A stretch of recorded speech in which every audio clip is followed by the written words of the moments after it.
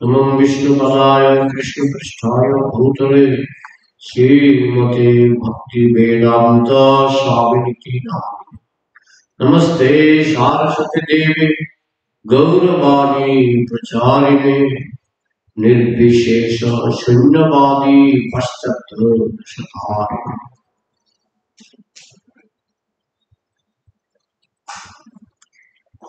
श्रीमद् भागवत तृतीय स्कंद द्वितीय भाग 29 नंबर अध्याय 30 नंबर श्लोक।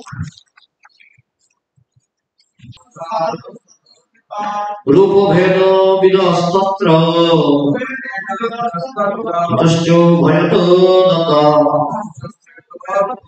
तेषां बहुपदा सृष्टा चतुष्पादस्ततो शब्दार्थ रूप भेद रूपेर पार्थक्य विद যারা জানে তত্র তাদের থেকে তত তাদের থেকে চ এবং উভয়ত উভয় চলে দতা দন্ত বিশিষ্ট তেষাম তাদের মধ্যে বহুপদ যারা বহুপদ বিশিষ্ট শ্রেষ্ঠ শ্রেষ্ঠ চতুষ্পাদ চতুষ্পদ তত তাদের থেকে দ্বিপাদ দুই পদ বিশিষ্ট ছিল প্রভুপাদ কৃত অনুবাদ এবং তাৎপর্য। জয় ছিল প্রভুপাদ কি। অনুবাদ শ্রবণক্ষম প্রাণীদের থেকে রূপের পার্থক্য নিরূপণ করতে সক্ষম জীবেরা শ্রেষ্ঠ, তাদের থেকে দুই পংক্তি দন্ত বিশিষ্ট প্রাণীরা শ্রেষ্ঠ এবং তাদের থেকেও শ্রেষ্ঠ হচ্ছে বহুপদ বিশিষ্ট প্রাণী, তাদের থেকে শ্রেষ্ঠ চতুষ্পদ এবং তাদের থেকেও শ্রেষ্ঠ হচ্ছে দ্বিপদ বিশিষ্ট মানুষ। তাৎপর্য বলা হয় যে কোন কোন পাখি যেমন কাক রূপের পার্থক্য নিরূপণ করতে পারে। পদহীন তৃণগুল্ম থেকে বুলতার মতো বহুপদ বিশিষ্ট জীবেরা শ্রেষ্ঠ, বহুপদ বিশিষ্ট প্রাণীদের থেকে চতুষ্পদ বিশিষ্ট প্রাণীরা শ্রেষ্ঠ, তাদের থেকেও শ্রেষ্ঠ হচ্ছে মানুষেরা যাদের কেবল দুটি পা। এইভাবে কপিলদেব ক্রমবিকাশ সম্পর্কে বলছেন। আজকে যে টিকটিকিটা দেওয়ালে ঘুরছে, লক্ষ লক্ষ বছর পরে সে টিকটিকি থাকবে না, লক্ষ লক্ষ বছর পরে বা কোটি বছর পরে হলেও সে মানুষ হবে। এবং আমরা যে আজকে মানুষ হয়েছি, লক্ষ লক্ষ বছর আগে বা কোটি বছর আগে আমরা টিকটিকি ছিলাম, মাছ ছিলাম। এই যে ক্রমবিকাশ, এটা বোঝার খুব দরকার ভক্তি জীবনে। কারণ আমরা যে কত সুদীর্ঘ প্রতীক্ষার পর আমরা এই মনুষ্য দেহটা পেয়েছি, এবং এটা যে ক্রমবিকাশের কত নম্বর স্তরে আছে এটা কপিলদেব খুব সুন্দর ভাবে ব্যাখ্যা করছেন। তিনি শুরু করেছেন পাথর থেকে। পাথরের মধ্যেও কিছু পাথর আছে যাদের প্রাণ আছে। তো তিনি বলেছেন যে অজীব থেকে জীব শ্রেষ্ঠ, বা যাদের প্রাণ আছে তারা শ্রেষ্ঠ। তো যে সমস্ত জড়বস্তু মাটি, ইট, পাথর, কাঠ, যেগুলো প্রাণ নাই, তার থেকে শ্রেষ্ঠ হচ্ছে সেই সব পাথরগুলি যেসব পাথরগুলি প্রাণ আছে। তার থেকে শ্রেষ্ঠ হচ্ছে বৃক্ষ, এদের অনুভূতি আছে, স্পর্শ অনুভূতি। এইভাবে ক্রমে ক্রমে দেখিয়েছেন তার থেকে শ্রেষ্ঠ যারা শব্দ শুনতে পায়, যেমন সাপ। এরকম ক্রমে ক্রমে তিনি দেখাচ্ছেন যে শব্দ শুনতে পায় যে সমস্ত প্রাণীরা, তাদের থেকে শ্রেষ্ঠ কি যারা শব্দ শুনতে পায়, যেমন সাপ শব্দ শুনতে পায়, তার থেকে শ্রেষ্ঠ। সাপের থেকে শ্রেষ্ঠ হচ্ছে যারা রূপের পার্থক্য বুঝতে পারে। রূপের পার্থক্য, প্রথম পার্থক্যটা হচ্ছে বেগুনি, তারপরে সাদা, হলুদ, কমলা, লাল, আর কি বেনিয়া সহ কলা। বেনিয়া সহ কলা, বে মানে বেগুনি, নি মানে নীল, বেগুনি, মানে আকাশী, বেনিয়া সহ মানে সবুজ, হ মানে হলুদ, ক মানে কমলা, লা মানে লাল। 7টা রং। এই 7খানা রং আসলে 3টা রং, হলুদ, লাল আর নীল। এই 3টা রং হচ্ছে মূল রং। এই 3টা রং মিশে মিশে হয় 7টা, আবার সেগুলি মিশে আরো করা যায়, সেগুলি মিশে আরো করা। তো যাই হোক, এই যে 7টা রং সব প্রাণী দেখে না, 7খানা রং সব প্রাণী দেখে না।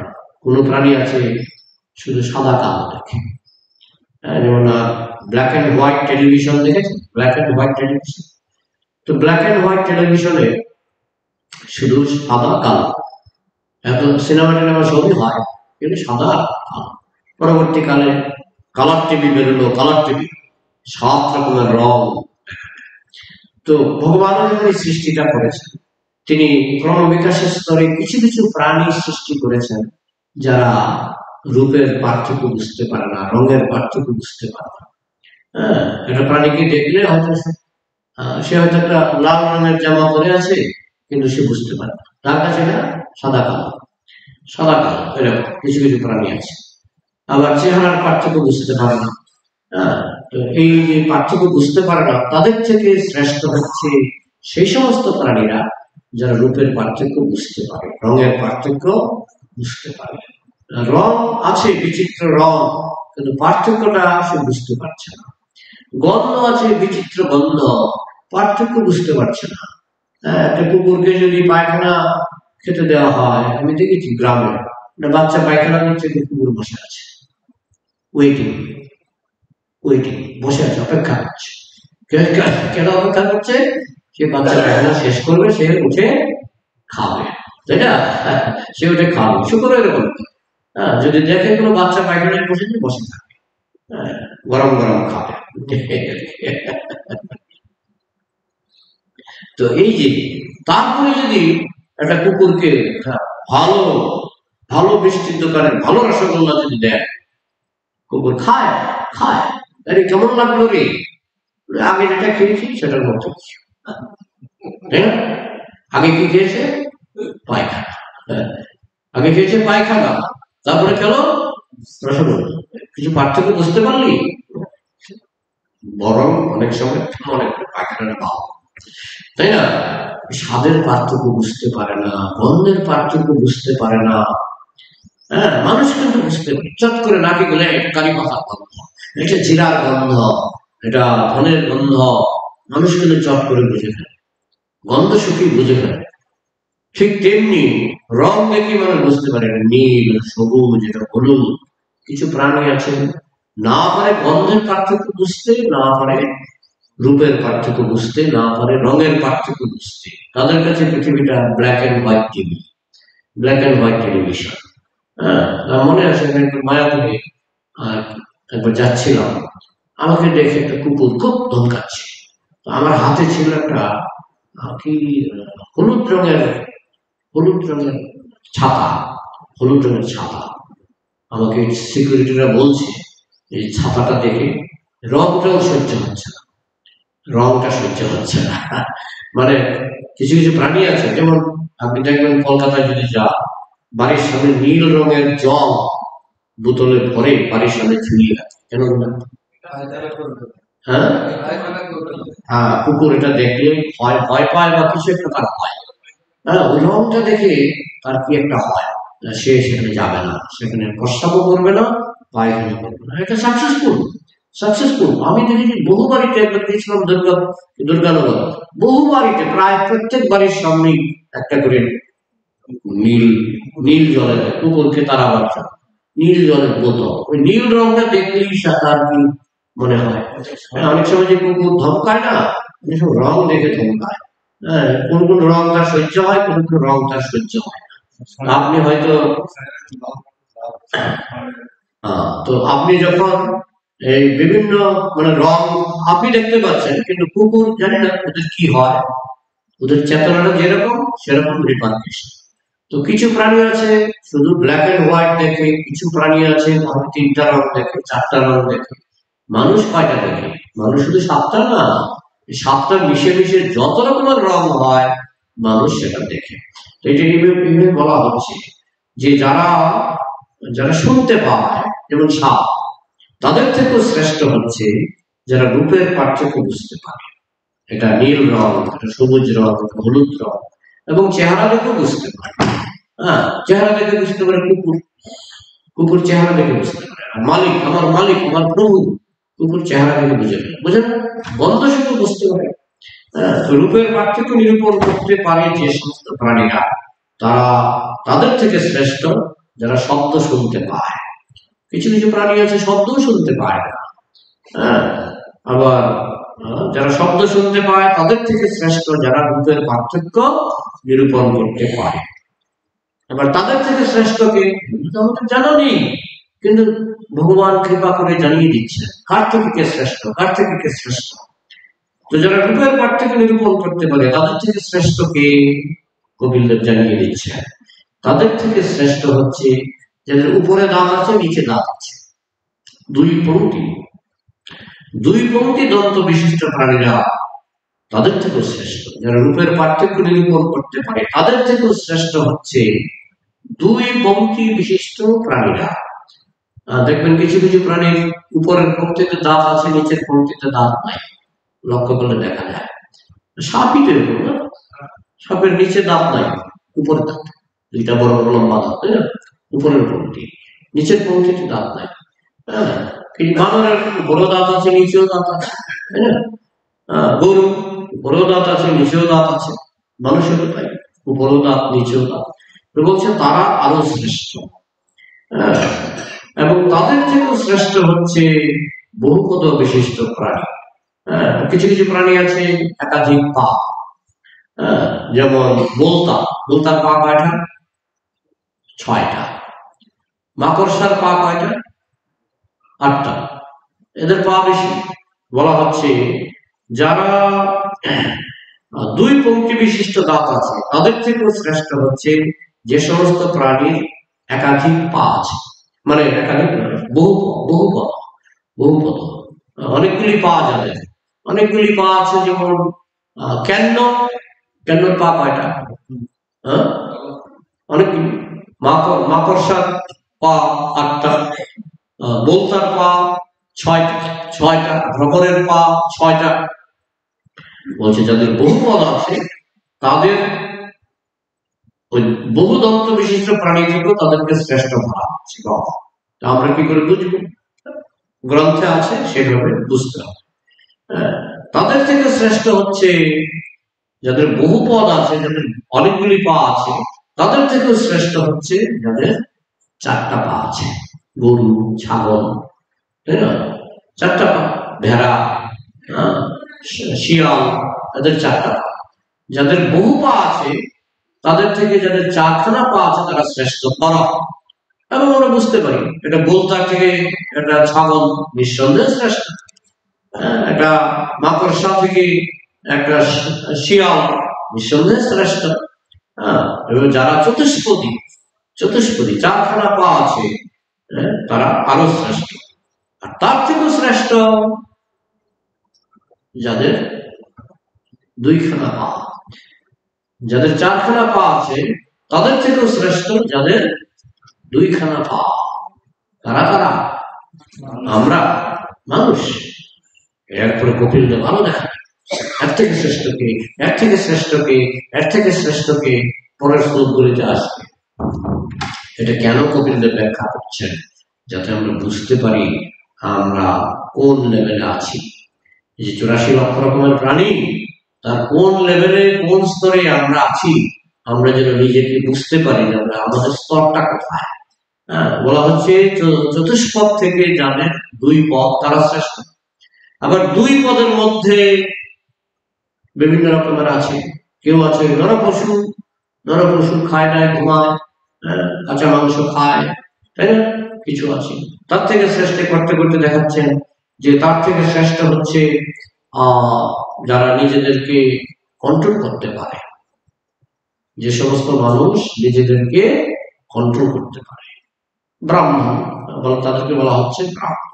যারা নিজেদেরকে কন্ট্রোল করতে পারে, ব্রাহ্মণ মানে যারা নিজেদেরকে কন্ট্রোল করতে পারে। যদি নিজেদেরকে কন্ট্রোল করতে না পারে, শূদ্র। শূদ্র তাহলে তার থেকে শ্রেষ্ঠ যে নিজেদেরকে কন্ট্রোল করতে পারে, আবার ভগবানের প্রতি প্রেম আছে, ভক্তি আছে, তারা আরো শ্রেষ্ঠ, মানে বৈষ্ণব, তারা আরো শ্রেষ্ঠ। তো এইভাবে আমরা নিজেদেরকে যদি প্রশ্ন করি, আমি কত নম্বর লিস্টে আছি, আমার এই যে 84 লক্ষ রকমের স্তর, তার মধ্যে আমি কোন লেভেলে আছি, আমি নিজেকে প্রশ্ন করে নিজেই বের করতে পারবো। কপিল দেব আইডিয়া দিচ্ছেন কে কার থেকে শ্রেষ্ঠ, কে কার থেকে শ্রেষ্ঠ, কেন আইডিয়াটা দিচ্ছেন, এবার তুমি বুঝে নাও তুমি কোন স্তরে আছো। তো যদি দেখি আমি শূদ্র স্তরে আছি, তাহলে তুমি আবার কি করবে না, তুমি নিজেকে উন্নত করার চেষ্টা করো।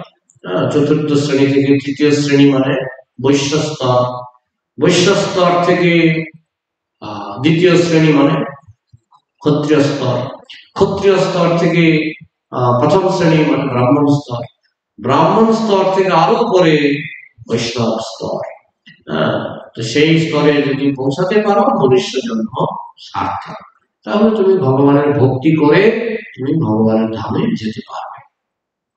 আর যদি মনে করেন যে আমি নিম্ন স্তরে আছি, তাহলে এখানেই থাকতে হবে, এই জনজগতেই থাকতে হবে। এই জন্য মনুষ্য জন্মে একটা সুযোগ আছে, তাড়াতাড়ি একটা বানরকে বললে সে তার স্তর পাল্টাতে পারবে। বানরকে যদি বলা হয় স্তর পাল্টাও, সে পাল্টাতে পারবে। একটা ছাগলকে যদি বলা হয় স্তর পাল্টাও, সে পাল্টাতে পারবে। কিন্তু এই ক্রমবিকাশের যে স্তর, পশুদের ক্ষেত্রে ফিক্সড, তোমার 4 পা স্তরেই থাকবে। তুমি শব্দ শুনতে পারো, রূপ দেখতে পারো না, ওই স্তরেই থাকবে। কিন্তু মানুষের ক্ষেত্রে একটা সুবিধা হলো, মানুষ স্তর পাল্টাতে পারে, নিম্ন স্তর থেকে উপরের স্তরে উঠতে পারে। এটা মানুষের হাতে ভগবান একটা বিশেষ ক্ষমতা দিয়েছেন, যে আবার তুমি মনুষ্য জন্ম পেয়েছো, ঠিক আছে, জন্ম না যায় শূদ্র, জন্মসূত্রে প্রত্যেকেই শূদ্র, এবার তুমি শূদ্র থেকে বৈশ্য স্তরে উঠো, বৈশ্য থেকে ক্ষত্রিয় স্তরে উঠো, ক্ষত্রিয় থেকে ব্রাহ্মণ স্তরে উঠো, ব্রাহ্মণ থেকে বৈষ্ণব স্তরে উঠো, ভগবানের ধামে ফিরে যাও, ভগবানের ধামে ফিরে যাও। তো সেটা বোঝাবার জন্য কপিল দেব একেবারে গোড়া থেকে কি করে আত্মা তো একই, কিন্তু সে যখন পাথরের দেহে থাকে তখন সে প্রায় মৃত, মানে মৃত প্রায়। পাথরের কি প্রাণটা আছে, কিছু কিছু পাথরের প্রাণ আছে, কিন্তু সে কিছুই করতে পারে না। প্রাণ আছে, পাথরটা বড় হয়, একটু করে বড় হয়, অন্য পাথর, অন্য প্রাণী গিয়ে সেই পাথরটাকে খায়, বজ্রকীট গিয়ে সেই পাথরটাকে খায়। তো এইভাবে আস্তে আস্তে গাছ এরকম করতে করতে যে আমরা কত কোটি বছর পরে অশিতিং চতুরাষ্ট্রিক লক্ষাংস্থান জীবজাতিষু ভ্রমদ্ভি পুরুষে প্রাপ্তং মানুষং জন্ম পর্যায়া তদপি অফলতাং জাত এষাম আত্মাভিমানিনাম বরাকানামনাশ্রিত গোবিন্দ চরণোদয়ম। এইভাবে 84 লক্ষ জনি ভ্রমণ করতে করতে কখনো বহুপদ, কখনো চতুষ্পদ, কখনো দ্বিপদ, আবার দ্বিপদের মধ্যে রয়েছে দ্বিপদ পশু, দ্বিপদ পশু, নরপশু দেখতে মানুষের মতো, কিন্তু আসলে পশু। অনেক সময় নরপশুগুলি না পশুর থেকে মারাত্মক হয়, নরপশুগুলি পশুর থেকে মারাত্মক হয়। যেমন কুকুর, সে বছরে সারা বছর সে মৈথুন করে না, সে বছরে একটা ঋতু আছে, একটা মাস আছে, ভাদ্র মাস, তখন তার মৈথুন হয়। সারা বছর কুকুর মৈথুন করে। মানুষ এমন কোন ঋতু নাই, সব ঋতুতেই তারা মৈথুন করতে পারে। এই জন্য অনেক সময় পশুর থেকেও মারাত্মক জীবন যাপন করে মানুষ। মানুষ এমন কিছু কাণ্ড করে পশু থেকে লজ্জা পায়, তো যাই হোক, ভগবান এই সুযোগটা দিয়েছে নিজেকে উপরের দিকে নিয়ে যাওয়ার জন্য, নিচের দিকে নিয়ে যাওয়ার জন্য নয়। এই মনুষ্য জন্মটা হচ্ছে একটা জংশন, যেমন হাওড়া জংশন। জংশন কেন বলে?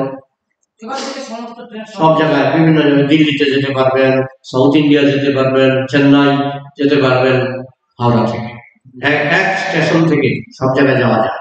এটাকে বলে জংশন। এই মনুষ্য জন্মটা হচ্ছে একটা জংশন। এখন আমি কোথায় যাব নির্ভর করবে আমার উপর। আমি কোন লেভেলে আছি, কোন স্তরে আছি, ক্রমবিকাশের কোন স্তরে আমি আছি। আমি যদি এমন ক্ষুদ্র স্তরে থাকি, আমাকে আবার হয়তো পশু জন্ম চলে যেতে পারে, পশু জন্মেও চলে যেতে পারে। হ্যাঁ, তো যদি নিজেকে কন্ট্রোল করতে না পারি। প্রভুপাদকে একজন প্রশ্ন করেছিলেন যে মানুষ, সত্যিকারের মানুষ কেমন? সত্যিকারের প্রভুপাদ গরুর দৃষ্টান্ত দিয়েছিলেন। যেমন দেখুন, একটা গরু বাজারে যায়, একজন জিলিপি বিক্রেতা, উনি জিলিপি ভাজে আর তার সামনে, আমি সব খোলা বাজারে দেখেছি, খোলা বাজারে জিলিপি ভাজে আর একটা ইয়ের মধ্যে, মানে পাত্রের মধ্যে জিলিপিটা রাখে। একটা গরু সে যখন বাজারে যায়, জিলিপি দেখে তার খেতে ইচ্ছা করে, জিলিপি দেখে খেতে ইচ্ছা করে, তো সে গিয়ে কি করে, হঠাৎ করে ওর মালিক অন্যদিকে তাকিয়েছে, হঠাৎ করে সে গিয়ে একটা দুটো জিলিপি খেয়ে ফেলে। তো লোকে চিৎকার করে, এই আপনার জিলিপি খেয়ে বললো। তখন সে কাছে একটা লাঠি রাখে, সে জানে এসব আসে, লাঠি দিয়ে গরুটাকে পিটা, গরুটা চলে যায়। যে দেখো, গরুটা জিলিপি খাওয়ার ইচ্ছা হয়েছে, জিলিপি খেয়ে নিয়েছে। তুমি মানুষ, তোমার যখন জিলিপি খাওয়ার ইচ্ছা হবে, তুমি কি করবে? প্রথমে পকেটে হাত দেবে, খাবে জিলিপি, পকেটে হাত দেবে, পকেটে টাকা আছে, যদি দেখো টাকা নাই, আজকে খাবো না, কালকে টাকা নিয়ে আসবো, খাবো। কন্ট্রোল। প্রভুপাদ বলছেন, তুমি যদি 10% কন্ট্রোল করতে পারো, তুমি 10% মানুষ, 90% পশু। তুমি যদি 20% কন্ট্রোল করতে পারো, তুমি 20% মানুষ, 80% পশু। তুমি যদি 50% কন্ট্রোল করতে পারো, তুমি 50% মানুষ আর 50% নরপশু, দ্বিপদ পশু, দুই পাওয়ালা পশু। তাহলে মানুষের ডেফিনেশনটা প্রভুপাদ যেভাবে দিলেন, তুমি যদি 100% কন্ট্রোল করতে পারো, তুমি 100% মানুষ। যত পার্সেন্ট কন্ট্রোল, তত পার্সেন্ট মানুষ। গরু একদম কন্ট্রোল করতে পারে না, ইচ্ছা হলো জীব বাড়িয়ে দিল, তাই না? মানুষ কন্ট্রোল করতে পারে, এটাই তো মানুষের মনুষ্যত্ব। মানুষ কন্ট্রোল করতে পারে। যে মাঝে মাঝে ধর্ষণ হয়, এরা কি? এরা তো পশু। কন্ট্রোল নাই, তাই না? কিন্তু যারা কন্ট্রোল করতে পারে, যত পার্সেন্ট কন্ট্রোল করতে পারবে, সে তত পার্সেন্ট মানুষ। এটাই ভগবান এমন ভাবে ক্রমবিকাশ তৈরি করে দিয়েছেন যে তোমার যোগ্যতা অনুসারে তুমি কোন লেভেলে আছো, এবং সেই লেভেল থেকে তুমি যদি আরো উপরে উঠতে পারো, সেটা মনুষ্য জন্মে সম্ভব। কিন্তু যারা নরপশু, তারা সেটাও পারে না। তাদেরকে দ্বিপদ করা হয়েছে, 2 পদ বলছে, 4 পদ থেকে দ্বিপদ শ্রেষ্ঠ। কিন্তু দ্বিপদ হয়েও যদি তুমি পশুর মতো থাকো, তাহলে তোমাকে বলা হবে দ্বিপদ পশু, নরপশু। তার থেকে তুমি আবার ওই জংশন থেকে, মনুষ্য জন্মটা যেহেতু জংশন, এই জংশন থেকে সব জায়গায় ট্রেন পাওয়া যায়। এই জংশন থেকে নরকের ট্রেন পাওয়া যায়, এই জংশন থেকে স্বর্গের ট্রেন পাওয়া যায়, এই জংশন থেকে পিতৃলোক, ইন্দ্রলোক, সব জায়গায় ট্রেন পাওয়া যায়। আরেকটা ট্রেন পাওয়া যায়, টিকিট খুব দামি টিকিট, গোলকের ট্রেন এখান থেকে পাওয়া যায়। তো এটা নির্ভর করবে আমরা টিকিট কাটছি কিনা, পাসপোর্ট ভিসা করছি কিনা। যদি পাসপোর্ট ভিসা জোগাড় না করি, যেতে পারবো, গোলকে যেতে পারবো। তো সেই জন্য আমার যে মনুষ্য জন্মের ভগবান যে যোগ্যতাটা দিয়েছেন, হ্যাঁ, এবং সেই লেভেলটা, সেই ক্রমবিকাশের স্তরটা যদি আমি নরপশু থেকে আমি যদি সেই ব্রাহ্মণ বা বৈষ্ণব স্তরে উঠতে না পারি, তাহলে তো শুদ্ধ বৈষ্ণব স্তরে উঠতে না পারলে ভগবানের ধামে প্রবেশ করা সম্ভব নয়। তো এই সুযোগটা কেউ নেবে না। জংশন আছে, জংশনে থাকলেই যে সবাই, এই জংশন থেকে খারাপ জায়গাতেও যাওয়া যায়, নরকেও যাওয়া যায় মনুষ্য জংশন থেকে। তাই এটা নির্ভর করবে আমার উপর। তবু ভগবান কৃপা করে গুরু পাঠিয়েছেন, শাস্ত্র পাঠিয়েছেন, ফেসিলিটি দিয়ে রেখেছেন। কেউ ফেসিলিটি নেবে, কেউ ফেসিলিটি নেবে না। তো যারা নেবে তারা ভাগ্যবান। সচ্চিদানন্দ ভক্তিবিনোদ ঠাকুর তিনি তার একটা বই আছে ভাগবত অর্ক মরিচি মালা, সেখানে একটা চ্যাপ্টার আছে ভাগ্যবান জীব লক্ষণ। ভাগ্যবান জীব লক্ষণ, যে সমস্ত জীব ভাগ্যবান তাদের লক্ষণটা কি? লক্ষণ সোজা, আপনি ভগবানের নির্দেশে চলবেন, 4টা নিয়ম পালন করবেন, কমপক্ষে 16 মালা জপ করবেন, প্রসাদ ভোজী হবেন, এটা বোঝা গেল আপনি ভাগ্যবান। আবার ভাগ্য পেয়েও অনেকে হাতছাড়া করতে পারে। দীক্ষা হলো, সব হলো, সে নিয়ম কানুন পালন করে না, জপও করে না, আমি জানি এরকম অনেক আছে। দীক্ষা হয়েছে এই আমাদের যে হরিপ্রাজ মহারাজ একজনকে জিজ্ঞেস করে, আপনি 4টা নিয়ম পালন করেন? আমার দীক্ষা হয়ে গেছে। আপনি ধূমপান করেন? আমার দীক্ষা হয়ে গেছে। আপনি মাছ মাংস খান? আমার দীক্ষা হয়ে গেছে। আপনি মানে কয়েকটা প্রশ্ন করছে, সবই বলছে আমার দীক্ষা। আপনি 16 মালা জপ করেন? আমার দীক্ষা হয়ে গেছে। একটা প্রশ্নের উত্তর দেন, একটা প্রশ্নেরও উত্তর দেন, তুই দীক্ষার কোনো মনে হয়? দীক্ষার কোনো মনে হয়? আমার দীক্ষা হয়ে গেছে। অনেকে আছে, মহাপ্রভু ভাগ করে দেখিয়েছে যে যারা ধার্মিকের মধ্যে অধিকাংশ নষ্ট। পিওর ধার্মিক হচ্ছে শুদ্ধ বৈষ্ণব হওয়া খুবই কঠিন। এটাই কপিল দেব ক্রমে তিনি যে ক্রম বিকাশ দেখাচ্ছেন, পাথর থেকে শুরু করে বৃক্ষ, তারপরে এই সাপ, এই করে তিনি দেখাচ্ছেন বহু জন্ম পরে 84 লক্ষ জনে করিয়া ভ্রমণ পায়াছ মনুষ্য জন্ম অমূল্য রতন। কিন্তু রতন পেলেই বলা হয় বানরের গলায় মুক্তার হার। বানরকে যদি মুক্তার হার দেওয়া হয়, বানর কি করে? ফেলে দেবে, জঙ্গলে ফেলে দেবে। উলুবনে মুক্তা ছাড়ানো, বানর সেগুলি উলুবনে ফেলে দেবে, তাই না? তো এই জন্য আমরা পেয়েছি ফার্স্ট ক্লাস গুরু, ফার্স্ট ক্লাস সংস্থা, international society for Krishna consciousness, first class গ্রন্থ। শ্রীল প্রভুপাদের গ্রন্থের মতো গ্রন্থ হয় না। যারা ইস্কন বিদ্বেষী, তারা যখন শ্রীল প্রভুপাদের গ্রন্থ পড়ে, তারা ইস্কনকে ভালোবাসতে শুরু করে। ইস্কন বিদ্বেষী যারা ইস্কনের নাম শুনতে পারে না, যদি শ্রীল প্রভুপাদের গ্রন্থ দিয়ে একটা পড়ে, তারা ইস্কনকে ভালোবাসতে শুরু করে। তো আমরা শ্রেষ্ঠ গ্রন্থ পেয়েছি, শ্রেষ্ঠতম গ্রন্থ পেয়েছি, শ্রেষ্ঠতম সংস্থা পেয়েছি, আন্তর্জাতিক কৃষ্ণ ভবনামৃত সংঘ, শ্রেষ্ঠতম গুরু পেয়েছি। আমরা সবই তো শ্রেষ্ঠতম পেয়েছি। এখন পেয়ে গেছি সব, এখন আমি যদি সেটা ইউজ না করি, আমি যদি এখানে থেকে নরকের টিকিট কাটতে চাই, কিংবা চতুষ্পদ জীবের টিকিট কাটতে চাই, কিংবা বহুপদী মাকড়সার টিকিট কাটতে চাই, টিকিট আছে, টিকিট সবই পাওয়া যায়। তো যাই হোক, এখানে রাখছি, কারো যদি কিছু প্রশ্ন থাকে আলোচনা করা যায়। বলুন প্রশ্ন,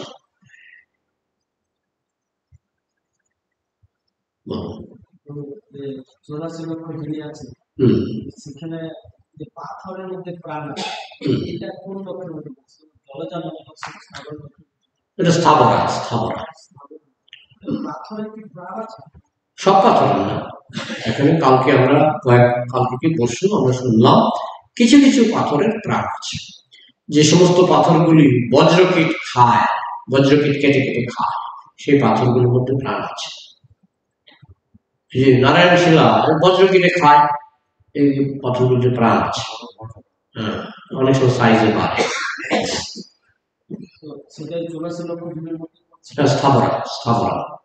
স্থাবরা মানে চলতে পারে, নড়তে পারে না, দৌড়াতে পারে। হ্যাঁ, বলছে তো বৃক্ষের স্পর্শ অনুভূতি আছে। আপনি পাথরের মধ্যে আগুন জ্বালিয়ে দিলেও পাথর এমন তার কোনো অনুভূতি নাই, কিন্তু বৃক্ষ সেগুলো বুঝতে পারে, তাকে কাটলে সে বুঝতে পারে। হ্যাঁ, আত্মা মানে সে পাথরে প্রবেশ করতেই পারে। সে যদি পাথরের মতো নির্বোধ হয়, তো দশমসারম হৃদয় উপতেজম যদ্গৃহ্যমান ওই হরিনাম ধেয়। বলছে হরিনাম শুনে যার চোখে জল আসে না, তারপরে হরিকথা শুনে যার হৃদয়ের পরিবর্তন হয় না, সে হচ্ছে পাথর। সে কি? পাথর। তো সে পরের জন্য পাথর হয়েও যেতে পারে, ভগবান চাইলে হয়েও যেতে পারে। তোমাকে এত সুন্দর জিনিস দেওয়া হলো, তুমি এটা তোমার কোনো সারা শব্দ নয়, তুমি বুঝতেই পারছো না কি জিনিস পেয়েছো, তুমি বুঝতেই পারছো না। তদস্ম সারা ভস্ম পাথর। হ্যাঁ, সে হচ্ছে পাথর, যা হরিনাম শুনেও যার কোনো অনুভূতি হয় না। এখানে বলা হচ্ছে যার চোখে জল আসে না, একটু দূরের কথা। হ্যাঁ, যার কোনো অনুভূতি নাই, হরিনাম শুনে তার কোনো অনুভূতি নাই, হরিকথা শুনে তার কোনো হৃদয়ের পরিবর্তন নাই, পাথর। পাথর সে হয়ে যেতে পারে, পাথর হয়ে যেতে পারে, পাথর। বুঝা গেল? আরেকটা হম। ব্রাহ্মণ এবং বৈষ্ণব কি শ্রেষ্ঠ? হ্যাঁ। ব্রাহ্মণ এবং বৈষ্ণব কি শ্রেষ্ঠ? ব্রাহ্মণ থেকে বৈষ্ণব শ্রেষ্ঠ। হ্যাঁ। যখন প্রভুপাদ সেই সোনার দেশ যারা আমাদের ভারতবর্ষে যে জাতিগত যারা ব্রাহ্মণ আছে তার বিরোধিতা করেছে। প্রভুপাদ সেখানে বলছিলেন যে না, তারা সেই ব্রাহ্মণের থেকে উন্নত স্তরে আছে, ব্রাহ্মণের থেকে উন্নত স্তরে আছেন, সেজন্য তারা বৈষ্ণব, শুদ্ধ বৈষ্ণব। ওখানে একবার সেই এটা নিয়ে তর্ক হয়েছিল, সেখানে ভক্তি সিদ্ধান্ত সরস্বতী প্রভুপাদকে পাঠিয়েছিল তার গুরু, মানে তার পিতা, মানে ভক্তি বিনোদ ঠাকুর। উনি একটা গ্রন্থ লিখেছেন ব্রাহ্মণ এবং বৈষ্ণব। উল্লেখ করা আছে যে কি শ্রেষ্ঠ? হ্যাঁ, সেটা ছিল শ্রীমৎ ভক্তি সিদ্ধান্ত সরস্বতী ঠাকুরের একটা বক্তৃতা, গৌরীয় মঠে বক্তৃতাটা বিক্রি হয়। বক্তৃতাটার নাম হচ্ছে ব্রাহ্মণ এবং বৈষ্ণব। তো তিনি প্রথমে বক্তৃতার শুরুতে ব্রাহ্মণের খুব প্রশংসা করেছিলেন, এবং সেখানে অনেক শত শত ব্রাহ্মণ উপস্থিত ছিলেন সেই সভাতে। তো ব্রাহ্মণের প্রশংসা শুনে ব্রাহ্মণরা খুব খুশি হয়েছিলেন।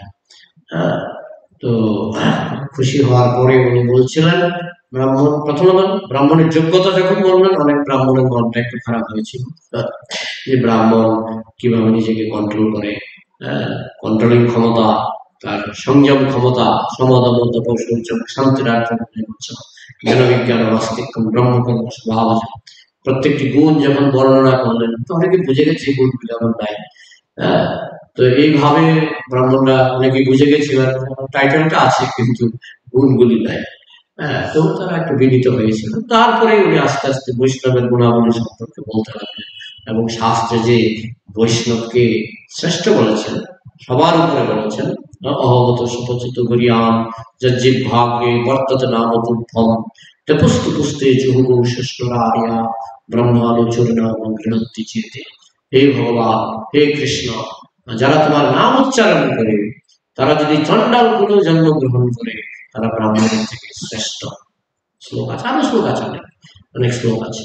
তো যারা ভগবানের ভক্ত তারা শ্রেষ্ঠ, এই নিয়ে অনেক শ্লোক আছে, অনেক শ্লোক আছে। তো এইভাবে ভক্তি সিদ্ধান্ত সরস্বতী ঠাকুর ওই গ্রন্থে দেখিয়েছেন বৈষ্ণবরা হচ্ছে সবার উপরে। ব্রাহ্মণ বৈষ্ণব হতে পারে, এমএ পাস করার পর পিএইচডি করা যায়, কারণ পিএইচডিটা এম এর উপরে, মাস্টার ডিগ্রির উপরে। তো ব্রাহ্মণের উপরে হচ্ছে বৈষ্ণব। ব্রাহ্মণ বৈষ্ণব হতে পারে। বলা হয় ব্রাহ্মণ যদি বৈষ্ণব হয় দেবেরও দুর্লভ হয়, এটা একটা কথা আছে। কোন ব্রাহ্মণ সত্যিকারের ব্রাহ্মণ, টাইটেল তো একটা জিনিস, দেখুন টাইটেল আমরা পেয়ে গেছি পূর্বপুরুষ থেকে, কিন্তু টাইটেলটার যোগ্যতা যদি আমার না থাকে, আমি জানি যে বড় অভিনেতা ছিলেন উত্তম কুমার, ব্রাহ্মণ, মদ খেতেন, মদ খেতেন। এইভাবে কত এরকম আছে, আমার পরিচিত অনেক আছে, টাইটেল ব্রাহ্মণ, মদ খায়, বুঝেছেন? অনেক ব্রাহ্মণ গোমাংস খেয়ে ফেলছে আজকাল, বুঝেছেন? মানে টাইটেল টাইটেল ব্রাহ্মণ আছে, গোমাংস খেয়ে ফেলছে। তো সেইভাবে টাইটেলটাকে গুরুত্ব দিলে হবে না। আসল কথা ছাড়ি ভাই বর্ণে যে করে আদর, আসল কথা ছাড়ি ভাই বর্ণে যে করে আদর, অসৎগুরু করি তার বিনষ্ট পূর্বাপর, সে অসৎগুরু গ্রহণ করবে, তার ভবিষ্যৎ অন্ধকার। এই জন্য সত্যিকারের যোগ্যতা যদি কেউ অর্জন করে, এটা ক্রমবিকাশের স্তরে, ক্রমবিকাশ যোগ্যতা ভিত্তিক, যোগ্যতা ভিত্তিক। তো ক্রমবিকাশের স্তরে কেউ যদি যোগ্যতা অর্জন করে, তাহলে সে সেই ধরনের গতি লাভ করবে। বৈষ্ণব হলে গোলক ধামে যাবে, ব্রাহ্মণ স্বর্গে যাবে যদি বৈষ্ণব না হয়, বৈষ্ণব যদি না হয় তাহলে উচ্চ কুলে জন্ম হবে, যদি সে নিয়ম কানুনগুলি পালন করে। আর নিয়ম কানুন যদি পালন না করে তার নিম্নগতি হবে, নিম্নগতি হবে। বোঝা গেল? আর কি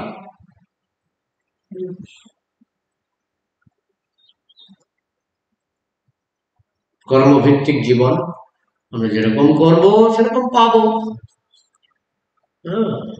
ভগবান যখন বেতনটা দেবেন, বেতন দিচ্ছেন, তুমি সারা জীবন করেছো নাকি? সারা জীবন যা করেছো তাই দিচ্ছি, তোমার পাওনা তোমাকে দিচ্ছি। ঠিক আছে? এই জন্য কর্মটা নিজের দায়িত্বে করতে হবে যাতে বেতনটা ভালো দেয়। ঠিক আছে? কমপক্ষে মনুষ্য জন্ম, বৈষ্ণব কুলে জন্ম, ব্রাহ্মণ কুলে বৈষ্ণব কুলে জন্ম, মনুষ্য জন্ম, তারপরে বৈষ্ণবরা স্বর্গেও যেতে চায় না, কারণ জানে স্বর্গে গেলে তো ভগবানকে আরো ভুলে যাবে, স্বর্গে গেলে ভগবানকে ভুলে যাবে, তাই জন্য স্বর্গেও যেতে চায়। এমন জায়গায় মনুষ্য জন্ম অন্তত সাধন ভোজন করে গোলকে যাওয়ার একটা চান্স থাকে, স্বর্গে থাকে না। স্বর্গ থেকে গোলকে যাওয়া যায় না। গোপকুমার স্বর্গে গেছিলেন, স্বর্গ থেকে আবার ফিরে এসেছিলেন পৃথিবীতে, কেন? স্বর্গ থেকে রাস্তা বন্ধ। আর আমাদের শ্রীমৎ জয়পতাকা স্বামী মহারাজ ঘোষণা করেছেন যে 10,000 বছর পরে গোলকের গেট তালা পড়বে। 10,000 বছর পরে গোলকের গেটে তালা পড়বে। 10,000 বছরের মধ্যে যারা ঢুকতে পারবে, খোলা আছে এখন গোলকের গেট খোলা আছে। তো যারা ঢুকতে পারবে তারা আমরা ঢুকে পড়বো। কখন? পরের জন্য। পরের জন্য তুমি সাধন ভোজনের চান্স নাও পেতে পারো, পরের জন্মে সাধন ভোজনের চান্স নাও পেতে পারো। তুমি যদি স্বর্গে চলে যাওয়ার সাধন ভোজনের চান্স নেই। সুতরাং যদি যেতেই হয়, 10,000 বছর তো আছে। আরে 10,000 বছর আছে কার জন্য আছে? তোমার জন্য না। তুমি নাও পেতে পারো সেই চান্স। তোমার জন্য শুধু বড়জোর 80 বছর 60 বছর, তুমি যে বছর বাঁচবে সেই বছরের মধ্যে যদি ঢুকতে পারো গেটে, ঠিক আছে, না তালা পড়ে যাবে, তালা পড়ে যাবে। ঠিক আছে? না, পরে আবার ওই কোটি কোটি বছর পরে যখন আবার মহাপ্রভু আসবে, অনর্পিত চরিম চিরাত, আবার যখন কোটি কোটি বছর পরে মহাপ্রভু আসবেন, তখন আবার গেট খোলা হবে।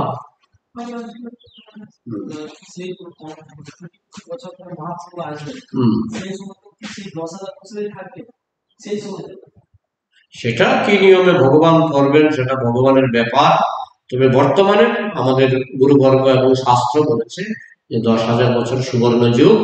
এই 10,000 বছরে যারা গোলকে প্রবেশ করবে তারা চলে যাবে, অন্যথায় এরপরের পরের যুগে মানুষ কি ধার্মিক থাকবে না? যারা থাকবে তারা বৈকুণ্ঠে যাবে। কোথায় যাবে? বৈকুণ্ঠে। গোলকে নয়, গোলকের গেটটা শুধু মহাপ্রভু খুলে দিয়েছেন। ঠিক আছে? আর শিল প্রভুপাদ এসে বলছেন মেইন গেট দিয়ে যদি ঢুকতে না পারো, ব্যাক গেটের চাবি আমার কাছে আছে। আমি তোমরা যদি 16 মালা জপ করার 4টা নিয়ম পালন করো, ব্যাক গেট দিয়ে ঢুকি। প্রভুপাদ বলেছিল তোমরা যদি 70% ঠিক থাকতে পারো, 70% ঠিক থাকতে পারো, ব্যাক গেট দিয়ে ঢুকি। সেই রাখছি। ব্যাপারটা হলো বোঝার ব্যাপার, ব্যাপারটা হলো বুঝতে হবে যে সুযোগটা খুব বিরল সুযোগ, সহজে পাওয়া যায় না। অনর্পিত চরিম চিরাত, কোটি কোটি বছর পরে পাওয়া গেছে। ইউজ করতে পারলে বোঝা গেল। আমি ক্রমবিকাশের যে কপিল দেব বলছেন, ক্রমবিকাশ ক্রমবিকাশ, ক্রমবিকাশের লেভেলটা আমার ঠিক করতে হবে। ক্রমবিকাশ একটা ভালো জায়গায় পৌঁছে গেছি, যেগুলো যেভাবেই হোক লব্ধা সুদুর্লভ বহু সম্ভবান্তে, আমি বহু জন্মের পরে আমি কিন্তু ক্রমবিকাশের একটা ভালো লেভেলে এসে গেছি। এই লেভেলটাকে কাজে লাগাতে হবে, এই লেভেলটাকে কাজে লাগাতে হবে। যদি লেভেলটাকে মিস ইউজ করি আবার তলিয়ে যেতে হবে। বুঝলেন? জয় গ্রন্থরাজ শ্রীমদ ভাগবতম কি, সমগ্র বৈষ্ণব ভক্তবৃন্দ কি, শ্রীল প্রভুপাদ কি, হৃদয় গৌর।